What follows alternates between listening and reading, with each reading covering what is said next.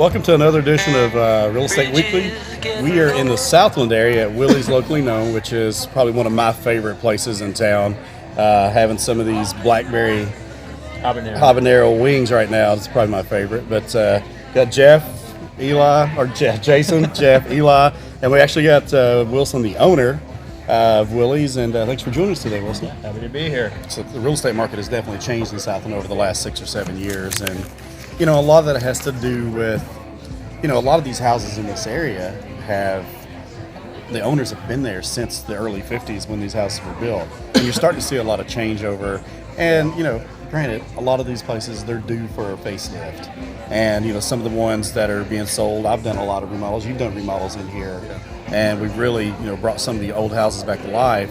And like with Willie's moving here really helps the whole Southland area. I mean, having a venue like yours here, it makes people want to live here because they've got places they can walk to with live music and great barbecue and all that stuff. So yeah, there's lots of exciting things. They're going to redo the sidewalks and stuff in Southland, and they're wanting to make it where it's a nice walking area. Yeah. The goal with all that, and it's amazing the plans that they have.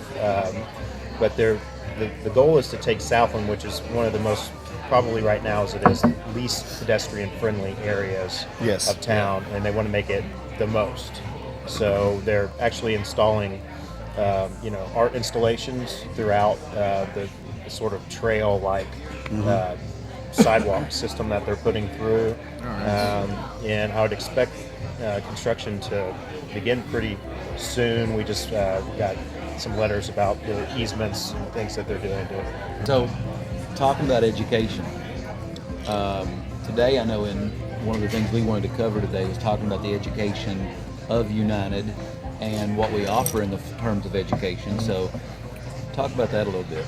Yeah, so we have a great program for brand new licensees, the Jumpstart program. You're obviously kicking butt at our office. One of the Michelle Gunter, under 2 years, did the Jumpstart program. She'll say that is probably the key factor of what helped her really get her business up and running was that, and including the classes that Bonnie teaches every Wednesday. We have our live webinars. And I think training is more of not just tasks, but a mindset. And I think that's what we try to do the best is have a mindset of growth, have a mindset of just being gratuitous in everything that you do, and just having that entrepreneurial mindset. And being a real estate agent, you've got to have that entrepreneurial mindset. So what do we offer on Wednesdays? Can you talk about that a little bit?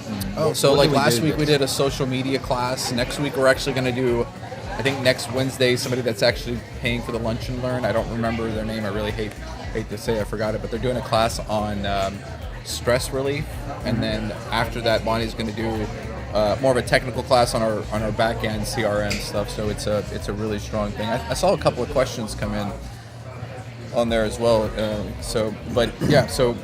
I think when it comes to training, and we really part of the point of doing the 100% commissions and having agents keep as much of their income as possible is that you have to be able to go out there and go learn yourself. So it's one of the most interesting aspects of being an entrepreneur is that you're willing to grow and learn. Yeah, and I think the key to that, no matter whether you're in the restaurant business, you're in the real estate business, we go out, and there's nothing worse than getting involved in a transaction and the agent on the side doesn't have a clue what they're doing. Yeah. It makes it extremely difficult to get through the process, and you end up doing their work, and it's tough. And I think every office or restaurant, every real estate office, no matter what your business is, you have to have processes in place from the get-go and get the people on board and get them to buy into the system to make it work. So, Jason, we got some questions. Yeah, how's the market looking now for buyers? They said it was slimmer in March. What do you think, guys? Well, let me give you guys some overall numbers of just LBAR in general. Year to the end of February, there are actually 14% less listings available. So in February, let's actually just do cumulative to the end of February. Last year we had 2,600 listings. There's only 2,300 this year. So that means supply is down. And if you know basic economics, put a hat on. I wasn't ready for that. So if you know basic economics, when supply is down, demand is high. And if you're asking here, how is it for buyers? it's tough right now. It's tough because if you finding a house in the price range that you want, unless you're over 450 or 650, it's hard to find a house that you're gonna like. You have to be ready to pull the trigger. It's not going to be perfect. I always do this thing where I ask them to put the 10 things that they want from a house that they're looking to buy, and I always say, if I can get you four of the 10, that may be a good thing. Back when the market was really wide open, I would say 8.